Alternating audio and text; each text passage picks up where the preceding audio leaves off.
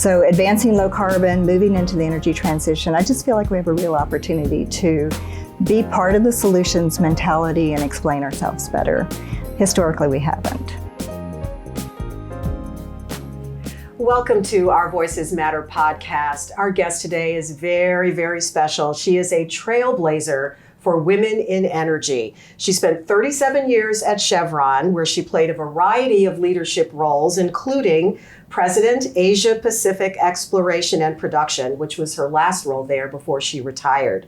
She now serves on the boards of BP, pharma giant AbbVie, and National Oil Well Varco, NOV. She's a fierce advocate for women, a highly sought keynote speaker around the globe, and one of the nicest people you will ever meet. I'm proud to call her a friend. Melody Meyer, welcome to the show. Thank you, Linda. It's great to be here. I'm so excited to have you here. We've had so many conversations about energy and all of the exciting things that you do. So I want to start by asking you, what drew you to the industry in the first place? Why did you decide to make the energy industry your professional career?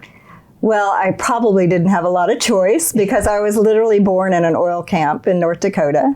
So my father was a petroleum engineer, and I grew up around the industry, hearing the 3 Ps at the dinner table: porosity, permeability, pore pressure, my whole life. But as I went to college, I wanted to be a doctor, but I realized that, just to go through and get out quickly and get into a career, I needed to do something that was a much shorter education. So I went into mechanical engineering, absolutely loved it. And being here in Texas at that time, the energy industry was the place to be. So I hired on 40 years ago last year. So long career in this industry that I literally am passionate about. What is it about the industry that drives your passion? Why are you so passionate about it? We are an industry of incredibly talented people that have shared values working around the globe to deliver affordable energy to society. And energy underpins economic growth. I've been in countries all over the world where I know the difference between energy poverty and the energy that we enjoy every day. And through technology, evolution, smart people around the globe, we've been able to continuously deliver that affordable energy that we know. So I'm passionate about what we do in the world and the impact that we have and the responsible people that are behind it. So, one of the things that we talk about here on this podcast is how we tend to otherize each other or industries. And in this case, talking about the energy industry, I think the industry itself is otherized by many who either don't know or understand all the full scope of what the industry is about and how it operates. And certainly, like any industry or any business, there are negatives and there are downfalls and there are things that happen. And in the energy industry, it's typically the negative headlines that get the most play. So what is it that you think people don't know and understand about energy, and why? And if they did know, they would maybe look at it a little bit differently and not tend to otherize it to the extent that it is. As much as I love the industry, we have not done a good job explaining ourselves and the work that we do, and we have not been as open and about what we do and how we do it and what our technology does and what the benefits are to society. So I do think that we're always on our back foot when it comes to expressing what we do, and we've also not been as good, in my opinion, in listening to societal expectations about our industry. So I think as we move, I'm proud of what we've accomplished. We've done incredible things providing energy to the world. But I think as we move forward into this energy transition, we have a real opportunity to be much more on our front foot, to describe the transition in real terms so people can understand why the transition matters, what we're doing about it, why we're part of the solution. As we listen more to societal expectations around reducing our carbon emissions throughout the world, the energy has a part to play, and we can reduce carbon emissions throughout our entire value chain as well.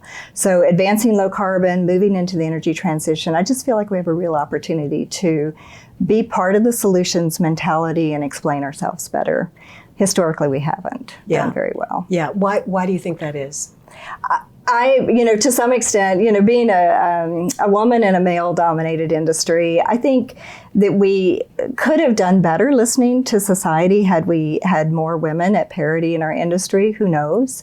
I think that there is an opportunity for us to just be more open and transparent. And so I look forward with the energy transition that we're aggressively moving into and, advancing more diversity throughout our operations and our organization. I think we have a real opportunity to be on our front foot here. Okay, so I'm going to come back to the woman in a male-dominated industry. We're going to talk about that in just a minute. But since we're talking about energy transition, and you are on the board of BP, BP recently announced a complete reorganization of the company. Net zero is the goal. I know you can't speak on behalf of the company, but can tell us a little bit about what BP is doing and how it is positioning itself in this energy transition and what it all really means.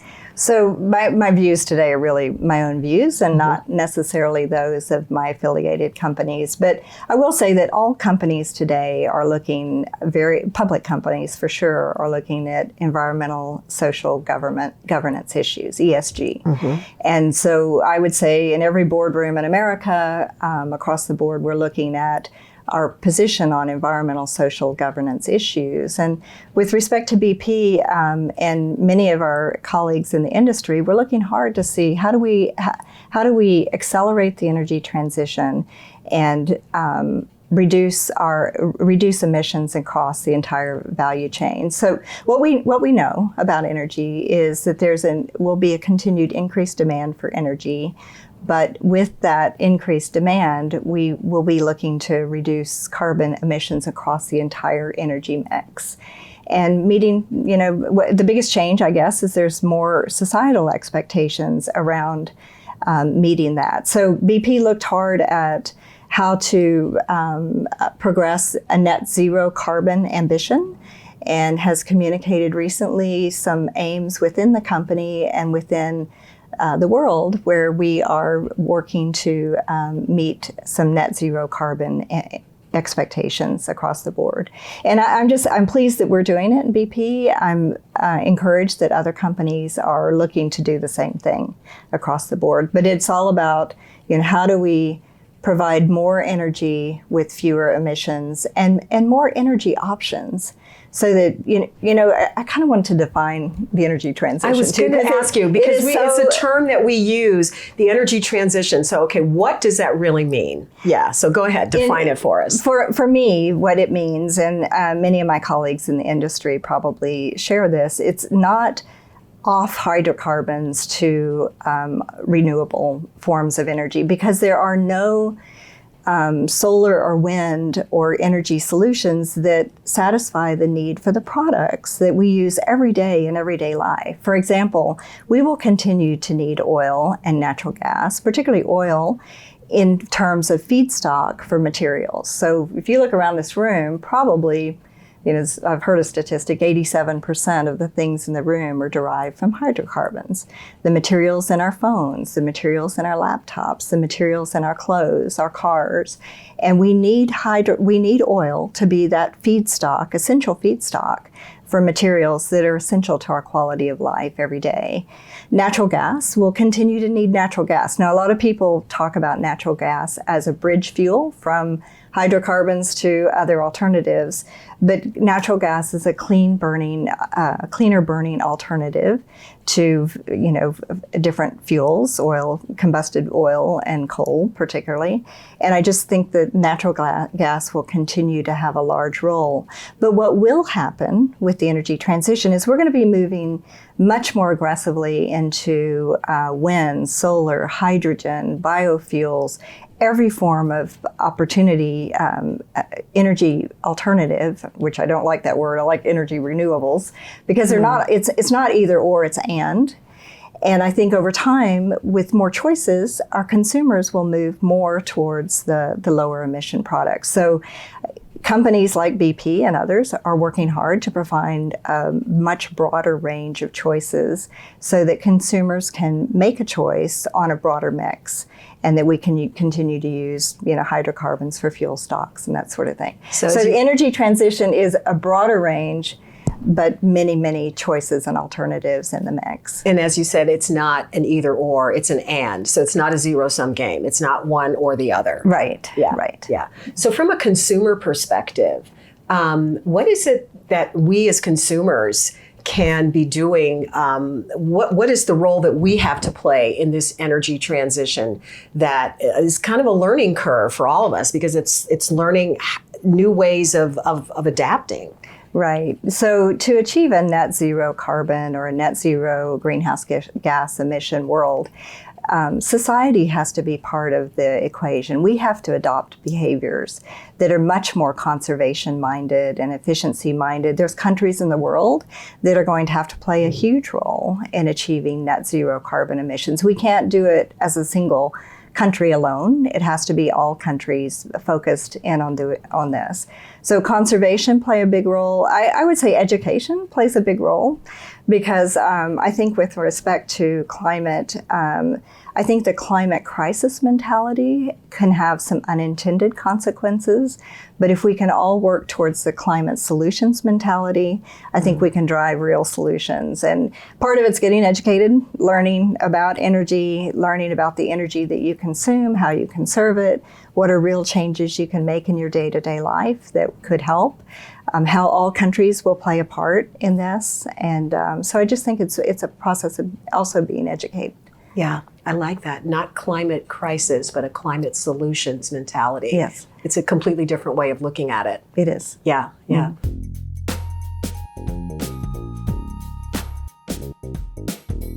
I want to take a moment to welcome our newest sponsor, BMW of West Houston. Full disclosure, I'm a customer and have been for the last several years. I switched from another brand, which shall remain nameless, and I've never looked back. From the sedans to the SUVs, BMW of West Houston will put you in the ultimate driving machine of your dreams. The X5 and the X7, they're both on my wish list for when this podcast hits 1 million listeners. So please share away. A girl can dream. Check out this month's deals at bmwwest.com.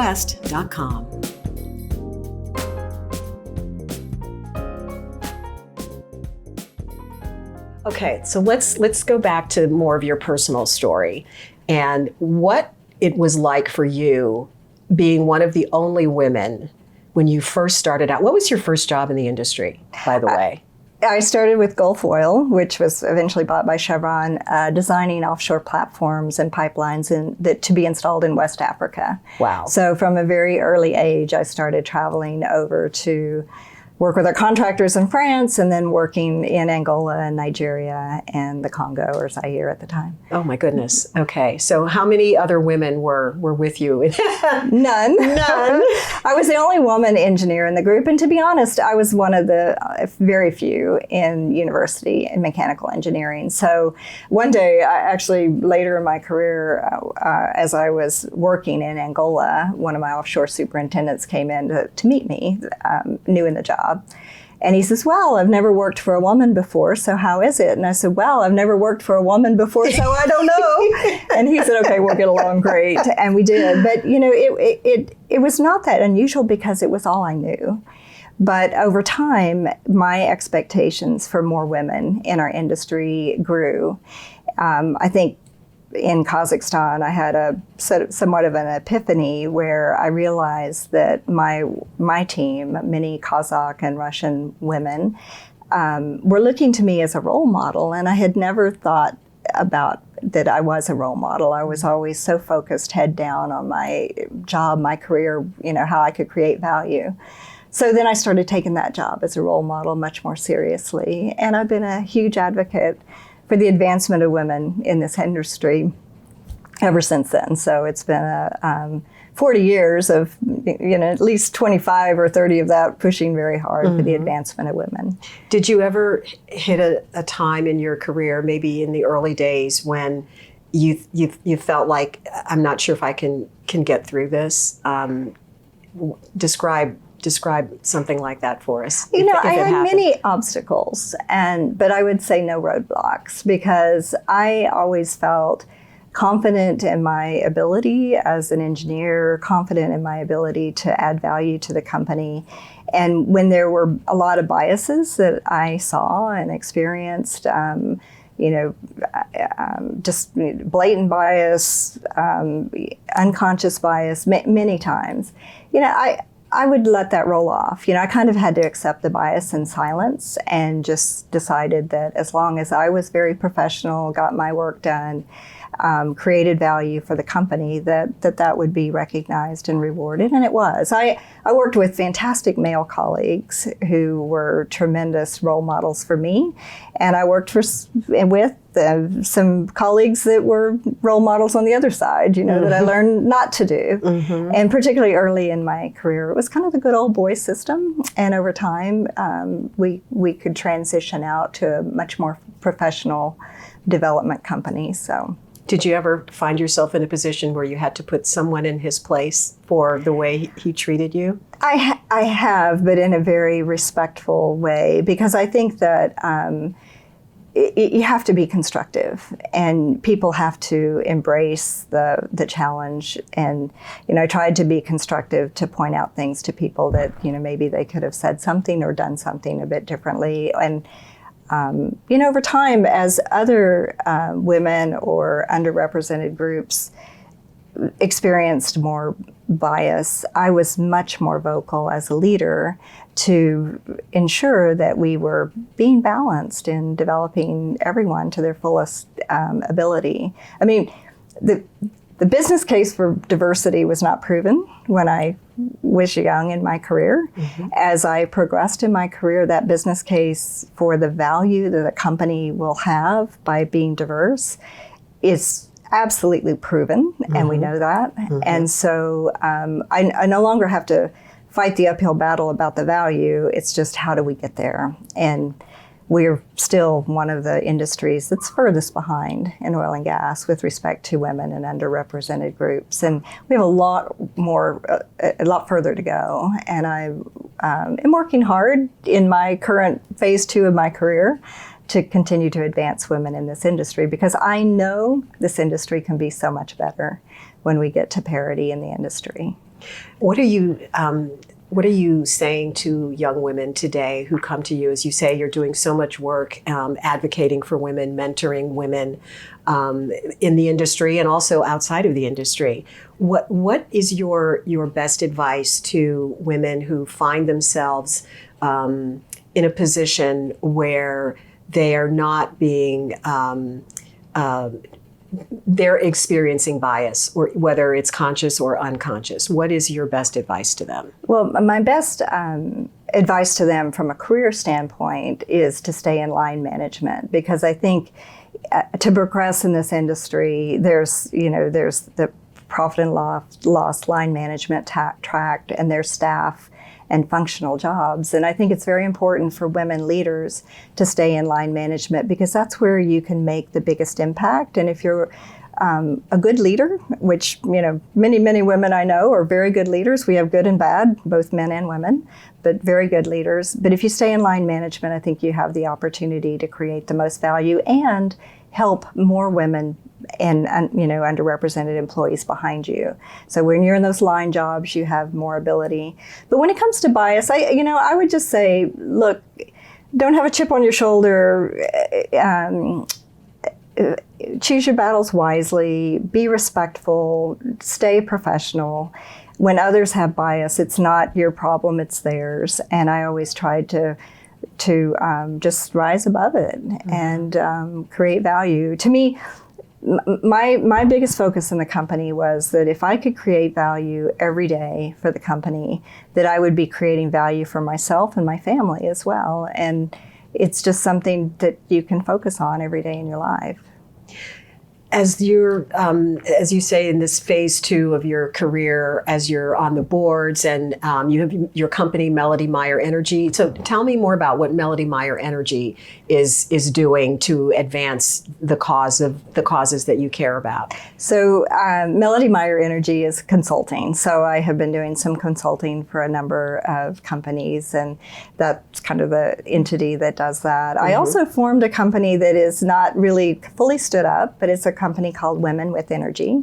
I do a lot of speaking, as you know, Linda, in the industry, and you do too. But I speak a lot around the energy transition and also the advancement of women. And I'm writing a bit of a book around leadership because I feel like some of my experiences could help others. You know, if I can help anyone else. I actually was at a session recently where we had a panel of women talking about women on boards and what our experience was moving through our career, but also positioning ourselves for board work. And I thought how valuable it would have been for me 5 to 10 years ago if I'd had an opportunity to sit in a session like that and hear from other women, particularly that had made this change. And so I'm doing what I can to just communicate my own experiences and see, and I know that not everyone is the same, but if we can learn from each other, then we should. And I will tell you the very best thing in this industry that I have experienced, although we haven't made the progression towards parity as fast as I'd like, and I'd like to see that accelerate. What I love about the industry is to see the women in our industry helping each other and really sharing their experiences and helping to advocate for each other. And that's been a tremendous positive over my 40 years. So, well, that's really wonderful to hear, because, you know, sometimes we hear stories about women not working well together and women not supporting each other. And you know, some women will say, you know, some of my worst bosses were other women. But to hear you say that you are seeing more of the camaraderie, more of the mentoring, and the let's kind of, you know, work this together. Where do you think that's coming from?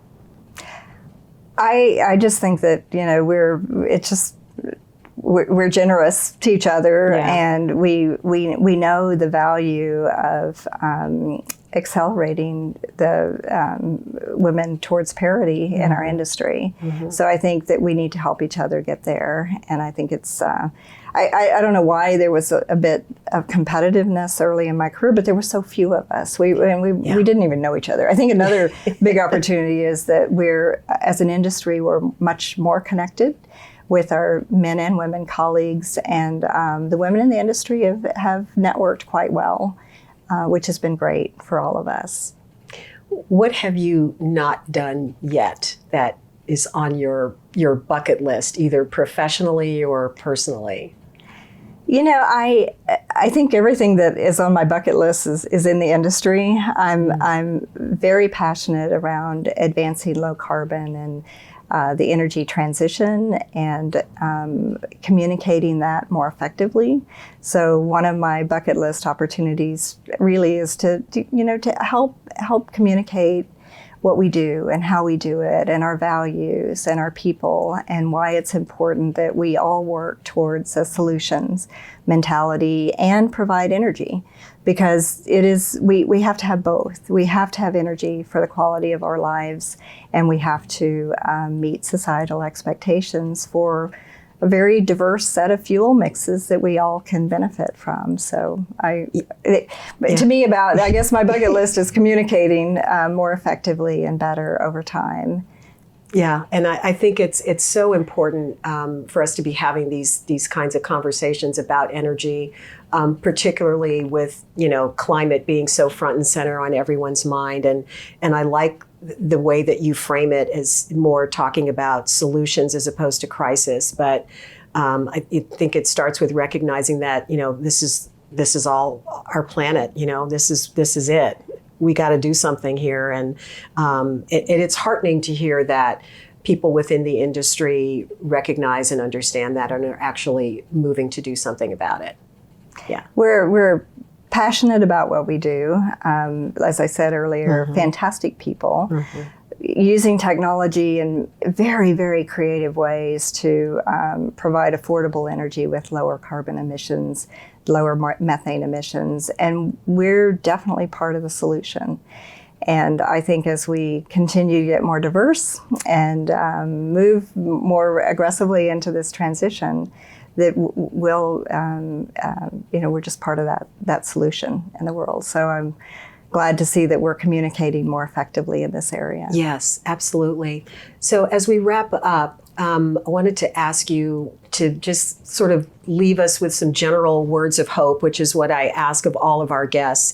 We're living in such a crazy, contentious time right now. We seem to be divided on so many different issues, and yet there's so much more that we have in common than what divides us. So from your perspective as a leader in an industry that is vital to our very existence, what are your words of hope for our fellow human beings? I think dialogue and even disagreement is healthy as long as we listen and we're constructive and we're not offended by the differences, that we're actually seeking to find the opportunities. So I welcome dialogue. I think there's opportunities, when a question comes up, there's opportunity to discuss it respectfully. But I think the most important thing for all of us is to listen and to not only listen, but take that listening and be constructive and see how we can bridge through into a constructive solution versus highlight the differences and walk away. And that's where I want to be. I want to be in the solutions mentality, and in the solutions for the industry and for women. And that's why I love you so much, because I'm right there with you, okay, in the solutions side of it. And when you say listen, it literally gives me chills to hear you say that, because I think that's the key as well. And that is actually one of the taglines of this podcast. It's permission to speak. It's giving people the permission to speak, but also having the courage to listen with an open mind, because that's really where I think we can begin to come together. I agree. Yeah. So thank you, Melody. I really appreciate you taking the time to share your thoughtful perspective with our audience, and thank you for giving her permission to speak and for having the courage to listen. And by the way, if you like what you see and hear on this podcast, please go to all those different platforms, the platform of your choice, and subscribe and leave us a good review and let us know what you think about what we're doing, and engage with us. We want to know what you're thinking out there. So thanks for joining us, and we'll see you next time.